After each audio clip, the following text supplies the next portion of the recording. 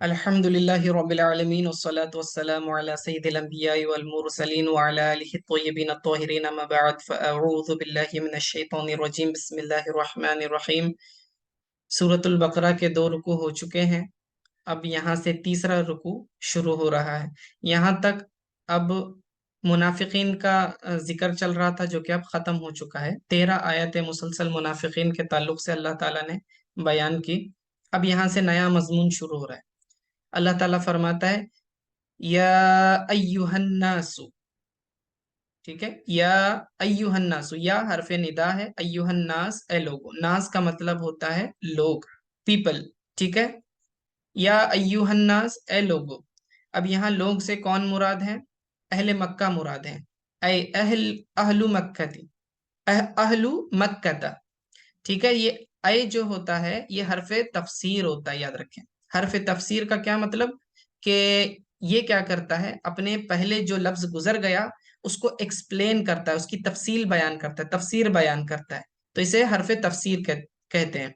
ठीक है, तो इसका ट्रांसलेशन मैंने बताया था, यानी से करते हैं उर्दू में, और इंग्लिश में आप मीन्स बोलेंगे, विच मीन्स, इस तरह से। सो या अय्युहन्नासु, अन्नासु ऐ अहलु मक्कता।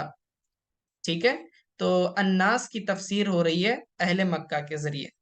तो जब अल्लाह ताला ने खिताब किया या अय्युहन्नास ए लोगो, तो ए लोगो से मुराद कौन से लोग हैं? डायरेक्टली फर्स्ट मुखातब जो हैं कुरैश हैं, अहले मक्का मुराद है। ठीक है, क्योंकि कुरान उन्हीं के दरमियान नाजिल हुआ है, तो फर्स्ट एड्रेसी वही होंगे। या अय्युहन्नासु अबुदू, उअबुदू ये जमा का सीगा है, यानी इबादत करो, और ये फेल अम्र है, हुक्म दिया जा रहा है। ए लोगो इबादत करो। ठीक है, ए लोगो इबादत करो, तुम इबादत करो। इबादत करो से किसकी इबादत करो? रब्बकुमुल्लज़ी खलक़कुम, रब्बकुम तुम्हारे रब की, अल्लज़ी जिसने, खलक़कुम तुमको पैदा किया। खलक़ा ये फेल है, खलक़ा का मतलब पैदा करना, तख्लीक करना। खलक़कुम तुमको पैदा किया। ठीक है, खलक़ा फेल माजी है। ओके, तब देखें आयत क्या हुई, या अय्युहन्नासु अबुदू रब्बकुमुल्लज़ी खलक़कुम। ऐ लोगो अपने रब की इबादत करो जिसने तुम्हें पैदा किया। ठीक है, अब यहाँ पर खिताब अगर अहले मक्का को है, और उनसे क्या कहा जा रहा है कि तुम अपने रब की इबादत करो। याद रखें, ये खिताब मक्का के मुशरिकीन को है। ठीक है, ये खिताब मक्का के मुशरिकीन को है, क्योंकि वो लोग शिरक किया करते थे। और ऐसा नहीं था कि वो अल्लाह को नहीं मानते थे, बल्कि वो अल्लाह को मानते थे। अल्लाह को खुदा मानने के साथ साथ दूसरे बुतों की भी पूजा करते थे, और उन बुतों को सिफारिशी समझते थे अल्लाह की बारगाह में। तो ये उनका शिरक था कि उन्होंने इबादत में बुतों को भी शामिल कर लिया, शरीक कर लिया। तो यहाँ पर तफसीर क्या कर रहे हैं, देखें, उअबुदू से मुराद वहदहू किया उन्होंने, क्योंकि इबादत तो वो पहले भी करते थे। तो जो काम वो पहले ही करते थे उनको दोबारा बोलने का क्या मतलब? बल्कि वहदहू का मतलब इबादत करो एक रब की, यानी शिरक मत करो। या अय्युहन नासु अबुदू रब्बकुम, कि ए लोगो तुम सिर्फ अपने रब की इबादत करो, यानी अल्लाह की इबादत करो, अल्लाह वहदहू ला शरीक की इबादत करो। ठीक है, अल्लज़ी खलक़कुम, अब ये उसकी सिफत आ रही है कि उसका बयान है। ये अल्लज़ी इसमें मौसूल है, कि वो जात जिसने खलक़कुम तुम्हें पैदा किया। खलक़कुम का क्या मतलब? अंशअकुम वलम तकूनु शैअन, कि जिसने तुम्हारी नशो नुमा की, पैदा किया, नशो नुमा की, परवरिश की, और इससे पहले तुम कोई चीज नहीं थे। वलम तकूनु शैअन, कि तुम्हारी कोई हकीकत नहीं थी। अल्लाह ने तुम्हें जो है बहुत ही हकीर चीज से पैदा किया। पहले आदम अलैहिस्सलाम को मिट्टी से पैदा किया, फिर उसके बाद वालिदैन के जरिए तुम्हें पैदा किया, जबकि तुम्हारी हैसियत कुछ भी नहीं थी। और जीरो से अल्लाह ताला ने फिर तुम्हें पैदा किया। फिर उसकी तख्लीक होने के बाद क्या कर दिया, उसकी ग्रोथ की माँ के पेट में, और फिर तुम्हें बड़ा आदमी बनाया। ठीक है, तो अंशअकुम यानी तुम्हारी नशो नुमा की, तुम्हारी ग्रोथ हुई। یا ایھا الناس اعبدوا ربکم الذی خلقکم، اے لوگو تم اپنے رب کی عبادت کرو جس نے تمہیں پیدا کیا، ٹھیک ہے۔ والذین من قبلکم، و یہ حرف عطف ہے جو پچھلی والی بات کو اگلی بات سے جوڑتا ہے، تو یہ خلقہ کی بات چل رہی تھی کہ اس نے تمہیں پیدا کیا، والذین من قبلکم ای خلق الذین من قبلکم، یعنی تمہیں بھی پیدا کیا اور تم سے پہلے جو لوگ گزر گئے انہیں بھی پیدا کیا۔ الذین یہ جمع ہے، دیکھیں الذی واحد ہے، یہ الذین جمع ہے۔ الذین وہ لوگ جو من قبلکم تم سے پہلے گزر چکے، قبل کا مطلب پہلے، یعنی جو تمہارے آبا و اجداد تھے جو گزر گئی پچھلی قومیں، انہیں بھی پیدا کرنے والا کون ہے؟ اللہ تعالی ہے۔ لعلکم تتقون، تاکہ تم تقوی والے بن جاؤ، تاکہ تم تقوی اختیار کرنے والے بن جاؤ، متقی بن جاؤ، پرہیزگار بن جاؤ، ٹھیک ہے۔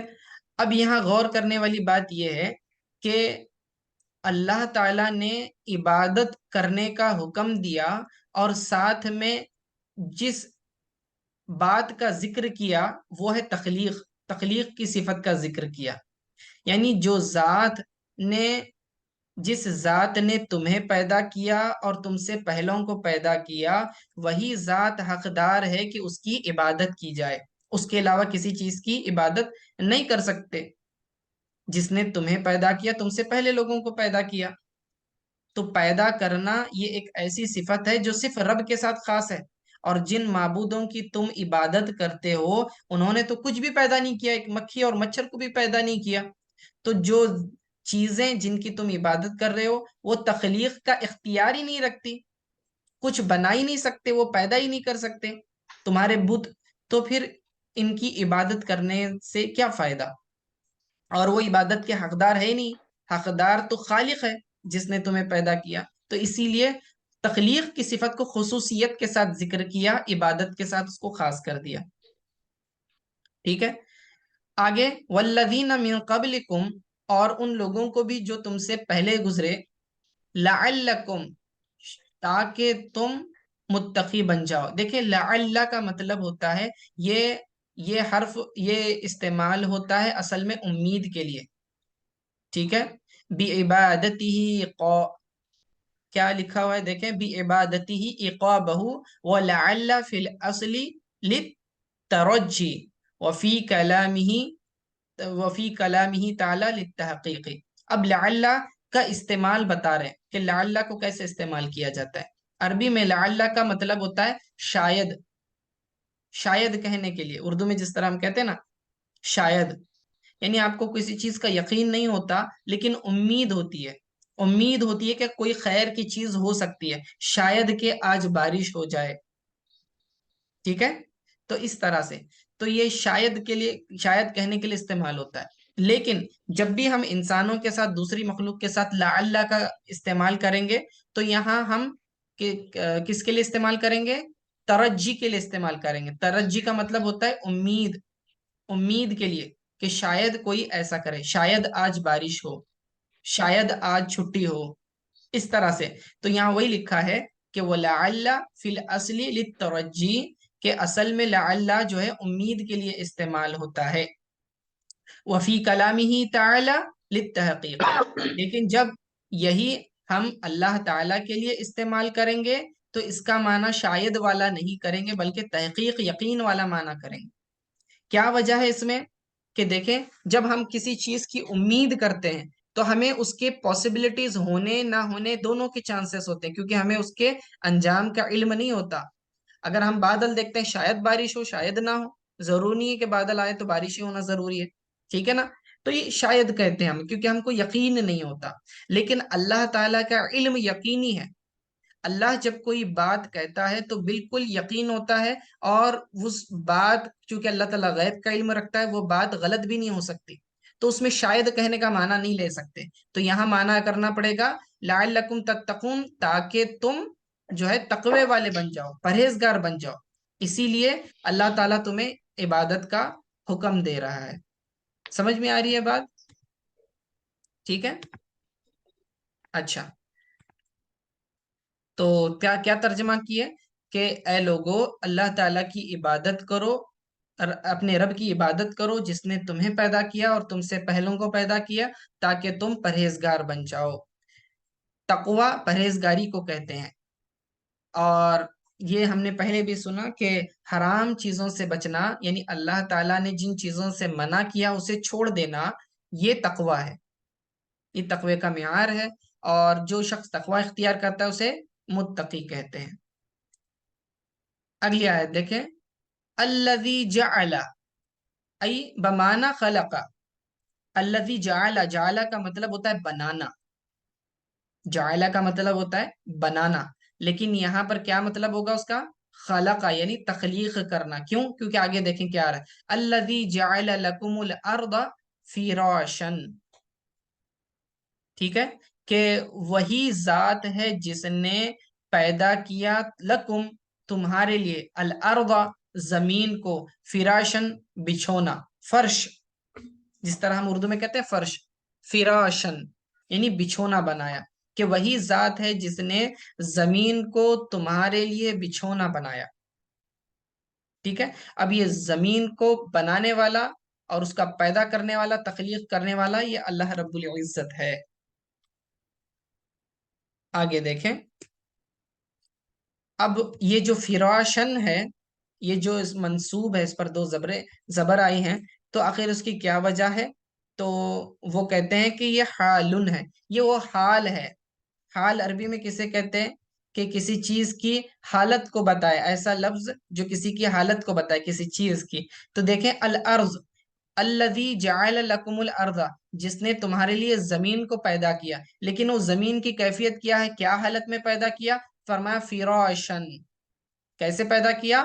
فرش کے طور پر، یعنی تمہارے لیے بچھا دیا زمین کو۔ اور اس کی تشریح کیسے کر رہے ہیں؟ فراشن کا کیا مطلب؟ کہ یہ تو حال ہے، یہ زمین کا حال بتا رہا ہے، حالت کو بتا رہا ہے، ٹھیک ہے۔ بساطن، بساطن یفترشو لا غایت لها فی الصلابتی اول لیونتی فلا یمکن الاستقرار علیہا، فلا یمکن الاستقرار علیہا، ٹھیک ہے۔ تو کیا کہہ رہے ہیں یہاں پر؟ یہ زمین کا حال ہے۔ بساطن کا مطلب ہوتا ہے پھیلی ہوئی ہونا، بچھا دینا۔ یفترشو، زمین کو اللہ تعالیٰ نے بچھا دیا، لا غایت لہا فی الصلابتی، اللہ تعالیٰ نے اس کو نہ ہی بہت ہی چکنی سخت بنایا اور نہ ہی اتنی نرم بنایا کہ اس کے اوپر کھڑا ہونا ہی مشکل ہو جائے۔ تو اللہ تعالیٰ کی آپ قدرت دیکھیں کہ اللہ نے جو زمین کو بنایا، اس انداز سے بنایا کہ آدمی کے اس پر پیر جم سکیں، اتنی نرم بھی نہیں بنایا کہ پیر دھس جائیں، اور اتنی چکنی بھی نہیں بنایا کہ پیر پھسل جائیں۔ تو یہ تفسیر کر رہے ہیں فراشن کی، کہ زمین کو فراشن بنانے کا کیا معنی ہے۔ استقرار کا مطلب ہوتا ہے ٹھہرنا، اوکے، ٹھہرنا یعنی موومنٹ ہونے سے بچ جانا۔ والسماء بناء، والسماء، اور آسمان کو، یعنی اس آسمان کو بھی تمہارے لیے بنایا، بناءن، بناءن کہتے ہیں، بنا ان کا مطلب ہوتا ہے عمارت، بنا ان کا مطلب ہوتا ہے عمارت۔ اب یہاں کیا بنایا؟ آسمان کو عمارت بنایا، یا عمارت نہیں بلکہ عمارت کا جو جز ہوتا ہے، جیسے کہ ہم گھر بناتے ہیں تو دیواریں ہوتی ہیں، زمین ہوتی ہے، اس کا فرش ہوتا ہے، اور اس کی چھت ہوتی ہے، ٹھیک ہے۔ تو اللہ تعالی نے زمین کا ذکر کیا، پہلے تو یہ بتایا کہ ہم نے تمہیں کیا کیا؟ زمین کو بچھونا بنایا، تمہارا فرش بنایا تاکہ تم اس پر ٹھہر سکو۔ والسماء بنایا، بناءن، اور آسمان کو چھت بنایا، سقفن، سقفن کہتے ہیں چھت کو، ٹھیک ہے، ٹیرس کو کہتے ہیں چھت کو۔ اور آسمان کو کیا بنایا؟ چھت کے طور پر بنایا، یعنی جو تم پر سایہ کرتا ہے۔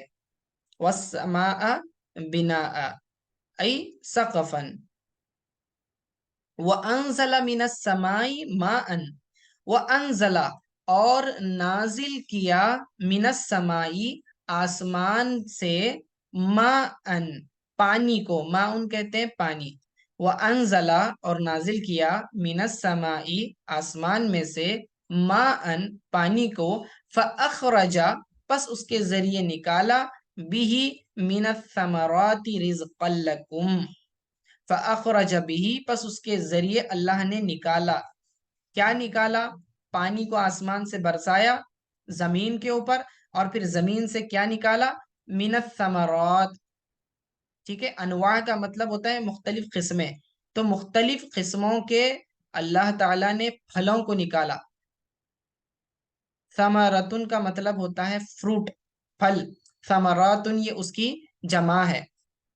من الثمرات، اور اللہ نے مختلف قسم کے اس میں سے پھل نکالے. رزقا لکم، بطور رزق کے، تمہارے لیے، کھانے کے لیے. تأکلونہ، جسے تم کھاتے ہو. وَتَعْلِفُونَ بِهِ دَوَابِّكُمْ، اور بطور چارہ تم اسے استعمال بھی کرتے ہو اپنے جانوروں کے لیے. دابتن کا مطلب ہوتا ہے جانور. دوابن یہ اس کی جمع ہے، یعنی، اور دوابکم کا مطلب تمہارے جانور. یعنی کہ اللہ نے آسمان سے پانی نازل کیا، پھر اس پانی کے ذریعے اللہ نے مختلف قسم کے پھل نکالے جو تمہارا رزق بنتے ہیں، تمہارے لیے بطور رزق پھلوں کو عطا کیا، اور وہ تم بھی کھاتے ہو اور تمہارے جانور بھی بطور چارہ استعمال کرتے ہیں. یعنی اس کے پتے وغیرہ، گھاس پھوس جو پیڑ پودوں کی ہوتی ہے، وہ جانوروں کا چارہ بن جاتی ہے، اور اس کے پھل تمہارے کھانے کے کام میں آ جاتے ہیں. تو اللہ تعالیٰ اپنی نعمت کا اظہار فرما رہا ہے کہ اے لوگو، اللہ ہی عبادت کا حقدار ہے، کیونکہ اسی نے تمہیں پیدا کیا، تم سے پہلے لوگوں کو پیدا کیا. زمین کو بچھونا بنانے والا بھی وہی، آسمان کو تمہارے لیے چھت بنانے والا بھی وہی، پھر آسمان سے پانی نازل کرنے والا بھی وہی ہے. اور آپ اللہ کی قدرت کو دیکھیں کہ بے رنگ اللہ تعالیٰ پانی نازل کرتا ہے، صاف و شفاف، اور ہر قسم کے درختوں کو اس سے سیراب کرتا ہے. لیکن ایک ہی پانی سب پیڑوں کو پہنچتا ہے، لیکن ہر پیڑ جو ہے اپنا پھل الگ دے رہا ہے، اس کا رنگ الگ ہے، اس کی خوشبو الگ ہے، اس کا فلیور ٹیسٹ الگ ہے. تو یہ اللہ تعالیٰ اپنی قدرت کا کرشمہ بتا رہا ہے کہ دیکھو لوگوں، اس میں غور کرنے والی بات ہے کہ ایک رب جو ایک ہی قسم کا پانی نازل کرتا ہے، تو ہر درخت سے مختلف قسم کے پھل نکالتا ہے، رنگ بھی مختلف، ذائقے بھی مختلف. تو من انواع الثمرات، یہ انواع مختلف قسم کو کہتے ہیں. ٹھیک ہے، تأکلونہ، جسے تم کھاتے ہو. وتألفونہ، اور تم اس کا چارہ بھی بناتے ہو. بہ دوابکم، تمہارے جانوروں کے لیے. اب آگے پھر یہ فا جزائیہ ہے. اب اتنا ساری باتیں بتانے کے بعد اللہ فرماتا ہے فلا تجعلوا، بس نہ بناؤ تم، للہ، اللہ کے لیے، اندادن.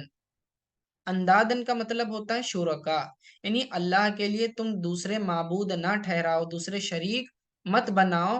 شرکا کس میں؟ ہاں، فلا تجعلوا للہ اندادن، بس اے لوگو، تم اللہ تعالی کے لیے شریک نہ ٹھہراؤ. شرکا فی العبادتی. ٹھیک ہے، کس میں شریک نہ ٹھہراؤ؟ عبادت میں کسی اور کو تم شریک مت ٹھہراؤ. یعنی اے اہل مکہ، تم اللہ کو تو مانتے ہو. ان سے سوال کیا جاتا اہل مکہ سے کہ کس نے بنایا زمین و آسمان کو؟ تو کہتے اللہ نے بنایا. تو اللہ فرماتا ہے جب ہر چیز کو اللہ نے بنایا اور تم اس بات کا اقرار بھی کرتے ہو، تو تمہیں چاہیے کہ تم اللہ کے لیے کوئی شریک نہ ٹھہراؤ، اسی کی عبادت کرو، اور اپنے معبودوں کو، یعنی دوسرے جو عبادت میں تم بتوں کو شامل کرتے ہو، انہیں چھوڑ دو. وَأَنْتُمْ تَعْلَمُونَ، اور تم یہ بات جانتے ہو، اور جانتے بوجھتے جو ہے اللہ تعالیٰ کا شریک نہ بناؤ. یعنی جب تم نے یہ جان لیا کہ اللہ تعالیٰ ہی کیا کرتا ہے، تخلیق فرماتا ہے، تو اور تمہارے معبود یعنی جو جھوٹے معبود ہیں، جو بت ہیں، وہ کچھ بناتے نہیں ہیں، یہ بات تم جانتے ہو. وَأَنْتُمْ تَعْلَمُونَ، تو جانتے بوجھتے. فَلَا تَجْعَلُوا لِلَّهِ اندادن، تو جان بوجھ کر اللہ کے لیے کوئی بھی تم شریک نہ بناؤ عبادت میں. ٹھیک ہے، اچھا یہ ہمارا وقت ختم ہو گیا ہے. ٹھیک ہے، تو آیت کو دوبارہ ریپیٹ کر لیتے ہیں. وَأَنزَلَ مِنَ السَّمَاءِ اور انزلہ نازل کیا من السمائی آسمان سے ماءً پانی کو فَأَخْرَجَ بِهِ بس اس کے ذریعے نکالا. اخرجہ کا مطلب نکالا، نکالنے کو کہتے ہیں. خرجہ یخرجو کا مطلب ہوتا ہے کہ نکلنا، لیکن یہاں اخرجہ دوسرے باب سے آیا ہے تو اس کا مطلب ہوتا ہے نکالنا. فَأَخْرَجَ پس اس سے کیا نکالے، بِهِ مِنَ الثَّمَرَاتِ مختلف قسم کے پھل، رزقا لکم جو تمہارے لیے بطور رزق اللہ تعالیٰ نے دیا. فلا تجعلوا للہ اندادا پس اللہ تعالیٰ کے لیے شریک نہ ٹھہراؤ. وانتم تعلمون اور تم یہ بات جانتے ہو، یعنی جانتے بوجھتے اللہ کے لیے شریک نہ ٹھہراؤ. ٹھیک ہے، تو اللہ تعالیٰ سے دعا ہے کہ جو کچھ بھی ہم نے پڑھا اسے قبول فرمائے، جو کچھ خامیاں ہوئی ہیں اسے اپنے فضل و کرم سے معاف فرمائے.